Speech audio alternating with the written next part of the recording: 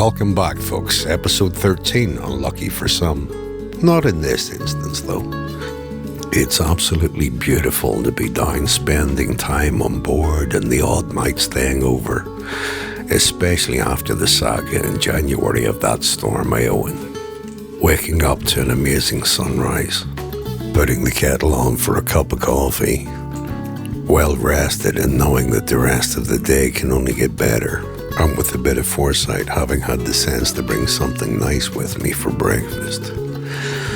Looking forward to the rest of the day, and thinking, after breakfast, I think I'll take the paddleboard out. Now, me and paddleboards, not necessarily the best of things. I invariably end up with sudden gusts of gravity.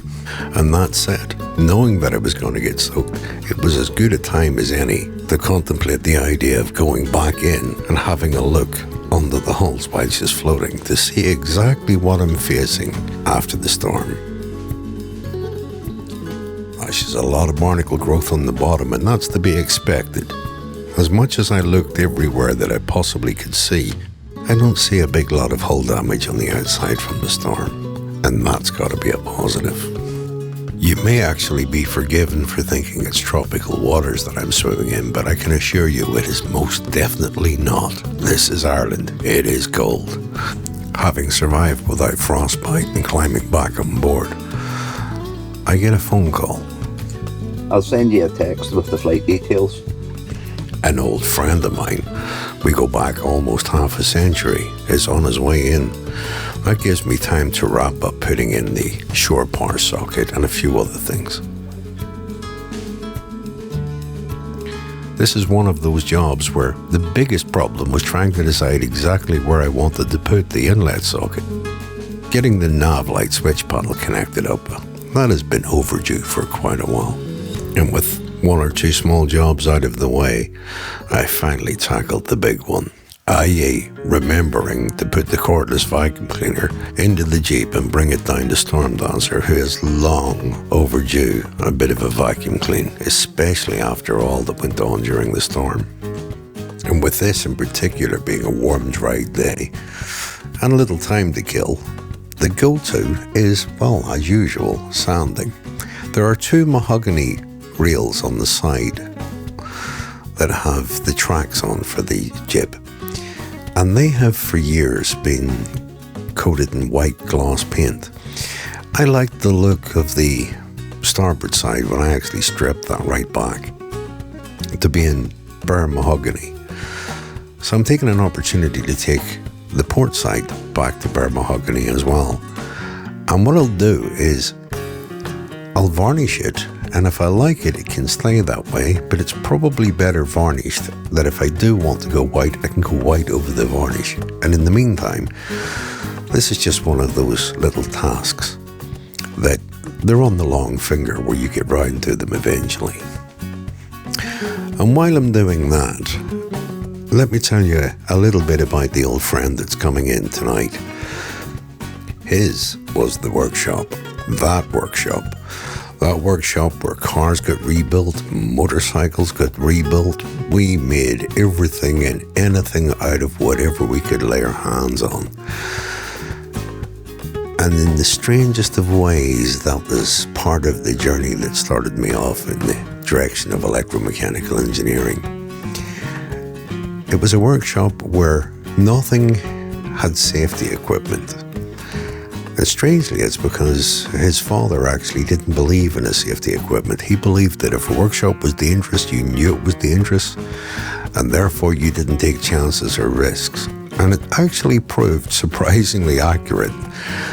I certainly don't condone it in this day and age, but it does have to be said that that was a workshop where there were no accidents. You couldn't afford to be an accident in that particular workshop where, well, yeah. Anyway, Captain Malcomson is flying in tonight, and that is a standing joke because Chris is not a boatman at all. He is a thoroughbred engineer. But he is flying in tonight. He's going to be staying with me for a couple of weeks and get a few things done when he's back home. So we need to go and get him a van hired out tomorrow. And then we get to spend some time down at Stormdancer. And one of the things I'm looking forward to is having Chris's second opinion on how we're going to go about taking the BMC engine out and converting back to the original format on the Pride 31 of having outboard engines for propulsion. And it's not that it's tricky, it's just that it's not easy. And as you all know, if something can go wrong, it will go wrong in worst possible order. So we were highly confused when everything went perfectly without a hitch. There's times that really is confusing. Anyway, the following day we headed off to Enterprise to hire out a van for Chris. And then we head back to the cottage, where the first order of business was to pull out my old 6 horsepower Evinrude Fisherman that we know has a crack in the fuel pump. Right, where's the old one? Yeah, because it had cracked there, so it kind of... Right. So that had cracked on the way out. Yes. Like Just that. exactly there. Yes. And it kind of held with a bit of super glue badly, which is worth knowing for in-on. That goes there. That goes.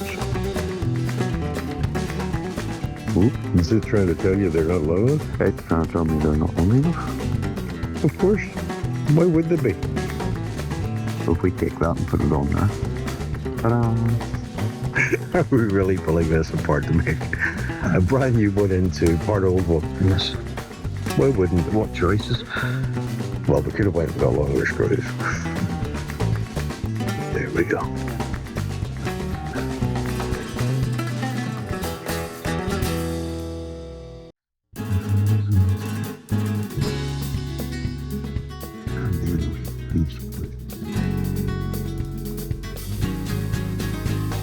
Wouldn't be helpful.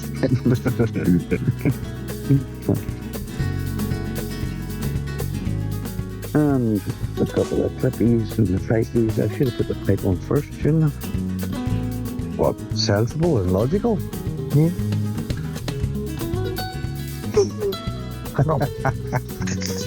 you doing? Why is the boy doing here? There's a certain characteristic to filming with one hand and cutting with the other. Oh, yes. Just quick. We don't need it. Done, right? Pumps have a tendency to either pump or not pump. Yes. And when it pumps, then we know It'll it's pump. on. Yeah. Yeah, at which point it'll pump. Okay. That's that done. You then that valve, out that valve. Do you remember the term back, circa 87 we came up with in the workshop? That when you took something apart on a scale of 1 to 10, what was the boing factor? Yes. This was the scale 2 boing. Boing. So that's that. There were other things that we opened in that workshop. What was that and where did it go? And yes, of course, we got quite a chuckle in the process, because as usual, nothing went according to plan.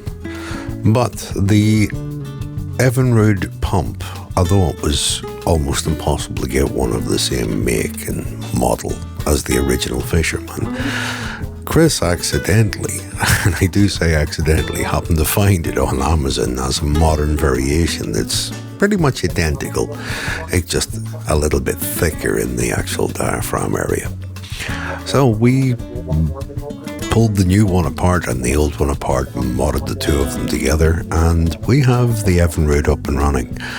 And the beauty of this particular little Evinrude Fisherman is that it has a power takeoff, which isn't rectified, as we discovered. And it's, if you saw last episode, you'll understand. We only have to take it out to a power regulator, and we have a few of those laying about. But we will have to do the impeller in the box. And then it was time to get down to Stormdancer, and well, finally we've made the decision that it's time. So the old BMC Diesel that the previous owner had put a lot of time and effort into fitting between the two rear hulls. It was time for a closer look. And at first glance, it seems to be a very unorthodox idea. But in reality, this diesel engine's working 100% perfectly. And it is a really good place to put a big diesel engine on Stormdancer. But it defeats the purpose for sailing, and partly that's down to weight. The nature of Stormdancer's hulls is to sit like two canoes high in the water with a very low footprint, I'll use it as a term. And when you're adding weight like this diesel, with the Z-leg and with the angle arm bracketry, it means that when you're not optimized for sailing, you're optimized for cruising about on the loch in very flat calm, and that's not going to work for me. So there was a bit of a toss-up here as to whether it was a wiser idea to go back to the outboards or whether it was to finish the project that the previous owner had actually started. The final decision is to be able to go offshore, and bearing in mind that the Pride 31 is a blue water sailor with a very small B, shall we say. It's a little bit more range than coastal. But Chris decided that he would have a quick look around on this and have his own thoughts on the matter, and when he was done poking and prodding about in there, he came to a very similar conclusion as myself. It's not tricky to take an engine out when you're on land, but it's an entirely different matter when you've got that amount of weight slung between two fiberglass hulls on a tidal mudflat or with the tide in. It's not quite so straightforward as just put a belt around it and pick it up and carry it off like a rucksack, which means the first solution has to be coffee and a chat about how we're going to go about this. Up and over. Well, over me goes the stainless steel wheel. That's how high you have to lift. Or it's under. Or it's under. And the engine is wider than 2 foot and higher than 2 foot, which would mean the tide coming in left from the boat. And that would involve helping to move the boat forward as well. And that would involve helping to sink the engine.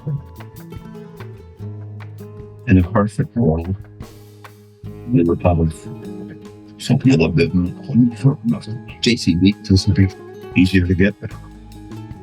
But with the JCB, we would have to pull it back, which isn't. It's not the end of the world. The end of the world. But that would, in fact, what's to stop you floating right as close to the road as possible when the tide's in, and then the JCB on that's flat. I think over is a better option than messing about trying to get it down into the mud and then rolling around in the mud. If I was to come down to the trailer, turn and put the car out with the trailer, and the tractor would be behind the car, to lift it out, drop it into the trailer. Mm-hmm. And I think we've come to the conclusion of taking the Z-leg off. Definitely take a Z-leg. And lift, because that's just adding bulk to the back end of the whole thing. So if we can take the Z-leg off and lift the engine clear of the cradle, leave the cradle in place. You might handle the cradle later. Yep. And it's the safety net anyway. So bringing the bulk backwards to be on the sideways mooring on the flagstones over there. Yep. It's very close to where she was when she was up at the rocks. And that's where I'm going. Everything has to fall into place at the right time. If he only has to reach out as far as crossing that deck, the Z-leg needs to come off. Yes, definitely have to. And then lift the engine up and out the side. Just lift the engine. As for the cradle, sort out later, stone bolt it, drop it into the mud, drag it out. If we come down tomorrow and tackle the Z-leg, regardless of what happens from there, the Z-leg for lifting, get everything disconnected, the throttles, battery cables, everything. When the tide suits, come down to the tractor, lift that off, send it to the trailer, we go, chopped off. And that also gives me an opportunity to get underneath a while. That was and gel coat where I've done the repairs from the inside. Yeah. So that could be a very productive day. Job done. And while I have CAD open, it occurred to me it's maybe not a bad idea to share with you folks exactly what the plan is when we take the BMC engine out.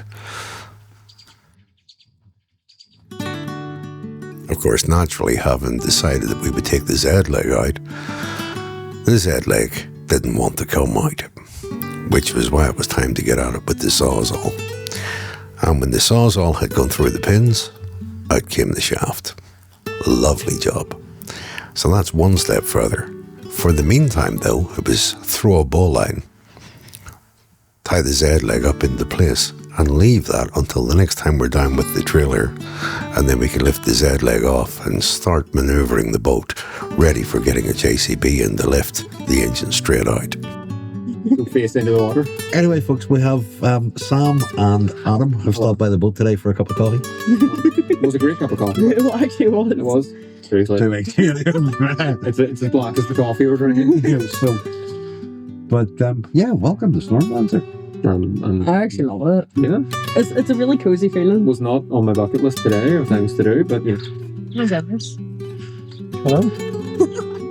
It's fortune in here.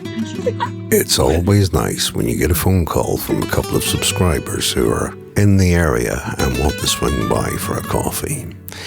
Anyway, folks, we are now heading in towards the better weather, and the plan is to be actually out sailing in June, in around the local waters. So until next time, stay safe and believe in the magic of your dreams.